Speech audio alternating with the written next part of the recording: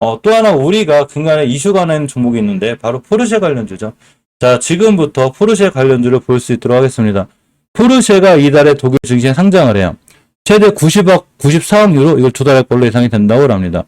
이런 거죠. 자, 어떤 게 포르쉐 상장주인지는 몰라요. 자, 어떤 게 포르쉐 상장주인지는 모르겠지만 예전에 며칠 전에 벌써 포르쉐 상장 이슈로 딱 뉴스가 뜨면서 제일 먼저 뛰나가네. 얘가 대장주죠. 항상 똑같은 뉴스가 떴을 때 제일 빨리 반응해준 애가 대장주고 그 다음이 부대장주, 그 다음이 대안주 이래요. 다 이러는데 주식은 물론 대장주라는 게 제일 확실하긴 하지만 그래도 역시나 부대장주가 나머지 종목들도 좋기 때문에 전체적으로 자리를 볼 수 있도록 하겠습니다.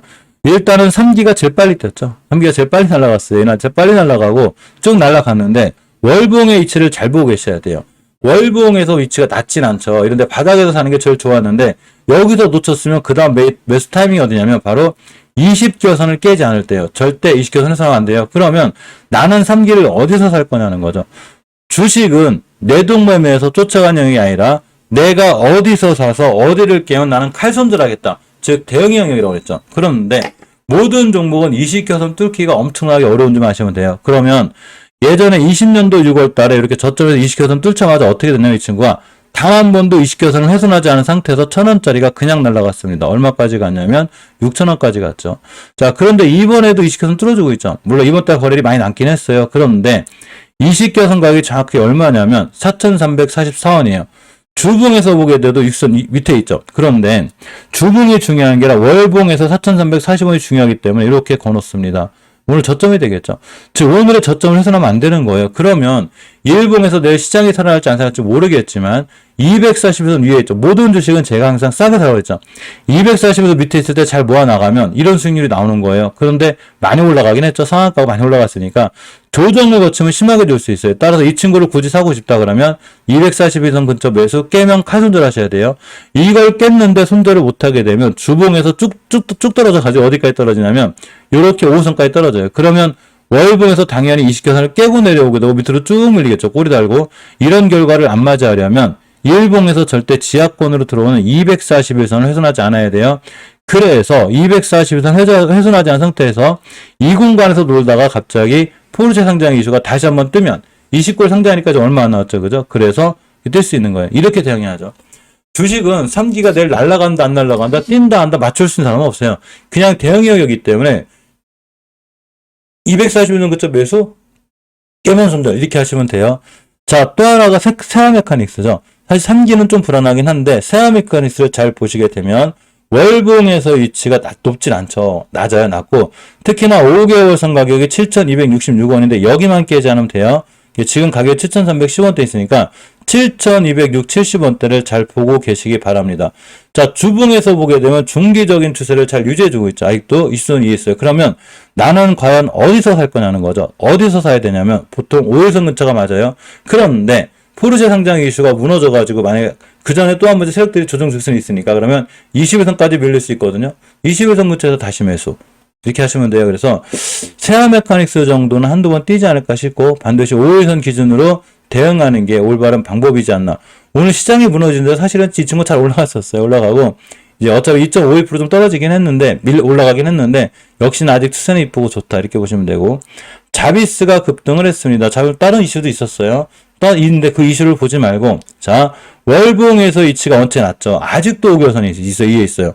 5개월선 가격이 1886원이기 때문에 여기만 깨지 않으면 되고 주봉에서도 20선 위에 있죠 지금. 그러니까 추세가 유지가 된 거예요. 단지 오늘 뉴스를 해서 떴는데 내동매매를 하지 않았다면 다시 한번 241선 밑에서 살 수 있는 기회를 준 거죠. 단기 하시는 분들은 당연히 여기서 한번 차익 실현하는 게 맞고 또 다시 매수하신 분들은 오늘 저점 같은데 모아가는 게 맞아요. 제가 알려드렸죠. 우리는 주식을 살 때 240선 밑에서 쌀 때 사야 돼요. 주식이 떨어져 있을 때 놀라지 말고 대량 거래가 들어온 종목을 240선 밑에서 잘 모아 나가면 나중에 240만 떠도 제가 큰 수익이라고 그랬죠. 그런데 조정 주고 다시 올라가면 또 큰 수익이 나고 그러니까 주식을 살다 어디서 사야 될까요?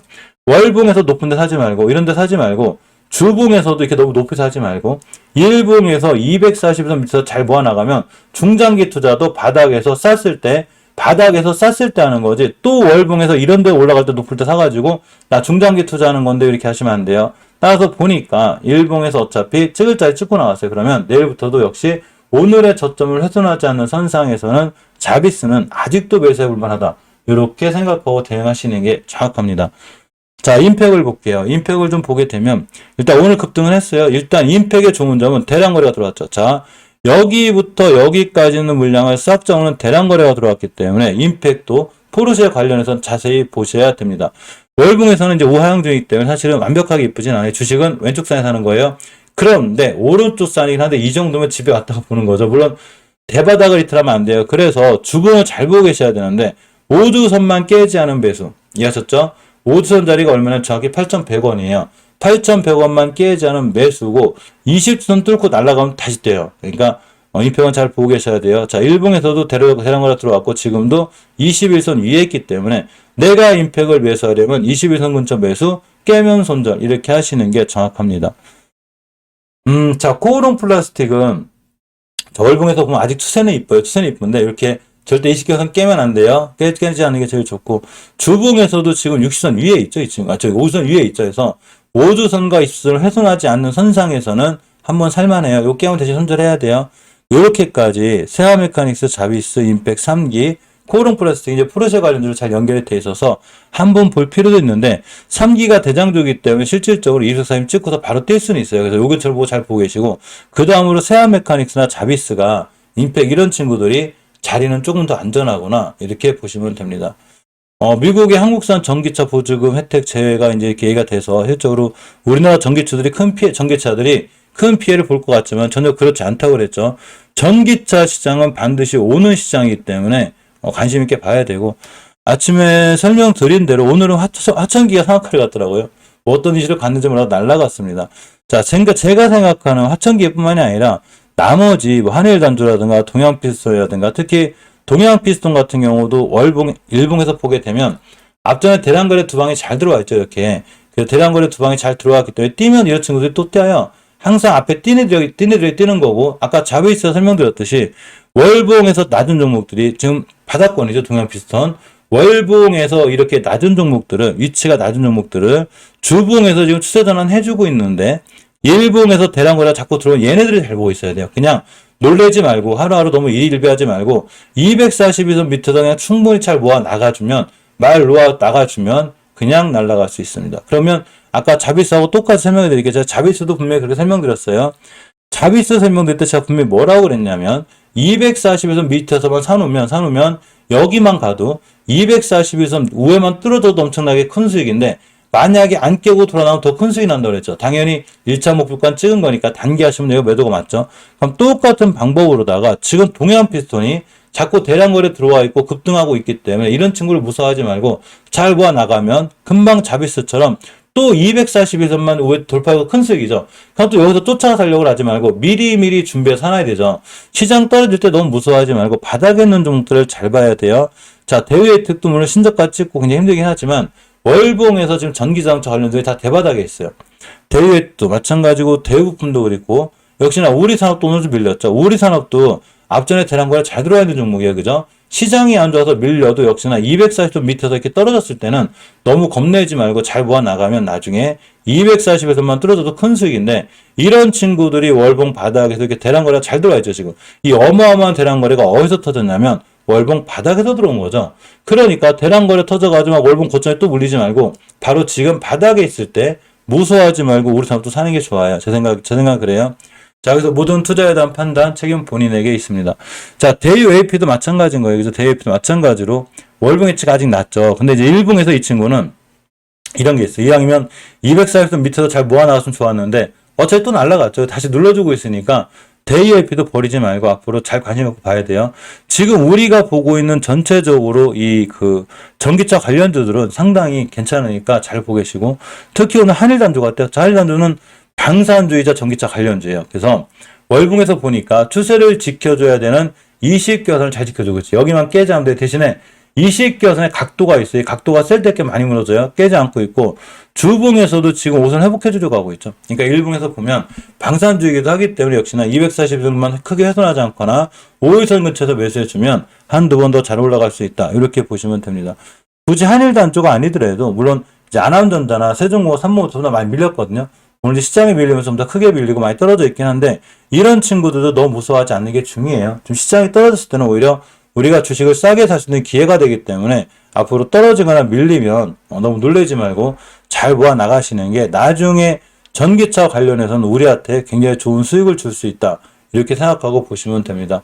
특히 전기차와 함께 잘 움직이는 게 이제 앞으로는 수소차의 시대가 올 거예요. 그래서 지금 수소 관련주도 위치도 낮아요. 자, 부산이 수소 첨단 수지를 추진한다고 합니다. 그래서 2025년까지 수소버스 1000대를 도입한다고 그래요.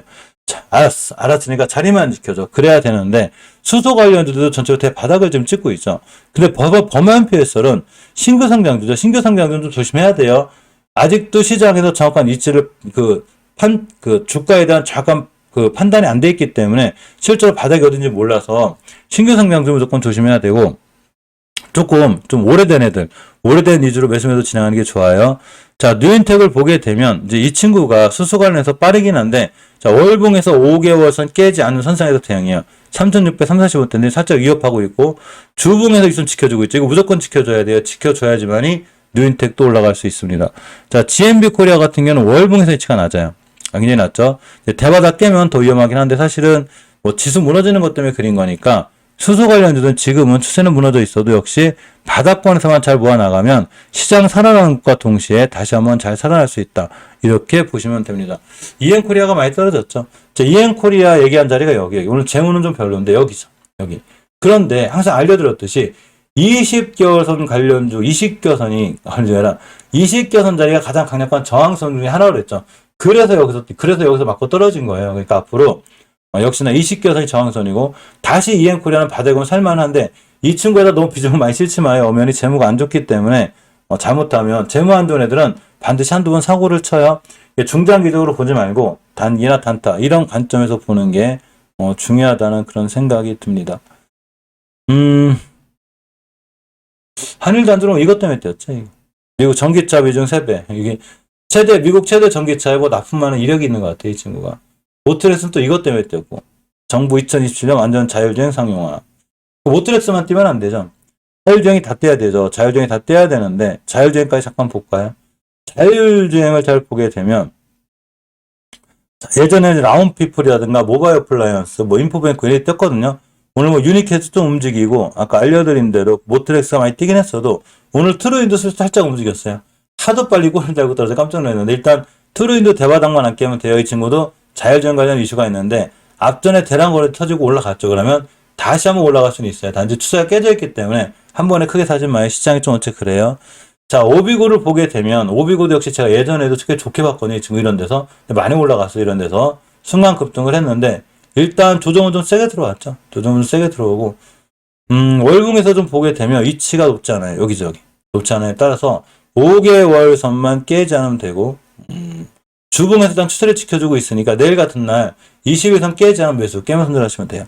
실제로 모바일 어플라이언스 월봉 H도 낮아요. 이 친구들. 그러니까 자율주행차 관련주들이 아직은 추세가 좀 많이 깨져 있긴 해도 최소한 주식은 싸죠. 그래서 지금 바로 사지 못하더라도 시장이 살아나가 돌아서 나갈 때는 자율주행 관련해서 모바일 어플라이언스나 라운피플 이런 친구들도 잘 올라갈 수 있을 거예요. 그런 자리들이 시장 살아나서 그런 자리들 오게 되면 제가 따로 알려드릴 수 있도록 하겠습니다. 트루이는 이제 이런 얘기가 있죠. 카카오티 자율주행 택시 상용화. 카카오티뿐만이 아니라 자율주행 시장도 어차피 오는 시장이니까 우리가 생각하는 종목들이 많이 떨어져 있다면 대바닥권에서는 아마 살 필요가 있어요. 이렇게 라닉스도 마찬가지인 거예요. 그러니까 자동차 관련주들은 실질적으로 버릴 게 별로 없어요. 자동차 관련주들은 전체적으로 지금부터 잘 모아나가시고 바닥권에서는 꼭 가만히 있으면 돼요. 시장이 너무 흔들리고 무너지니까 겁은 나죠. 겁은 나도 괜찮아요. 다 돌아나가게 돼 있어요. 우리 이렇게 생각하시면 돼요. 만약에 그 땅이 안 없어져. 땅이 우리 이렇게 생각해보자고요. 땅이 안 없어지겠죠. 땅은 안 없어지잖아요. 근데 이게 어떤 여건에서 계속 땅값이 떨어지고 있어. 그거 좋은 거 아니에요. 그죠? 싸게 사놓으면 되잖아. 가만히 있으면 되는 거예요. 가만히. 하루하루 일비할 것이. 근데 지금은 소나기가 내리고 있으니까 잠깐 피해가고 있다가 좋아지고 돌아나갈 때 매수하는 것도 괜찮아 보입니다.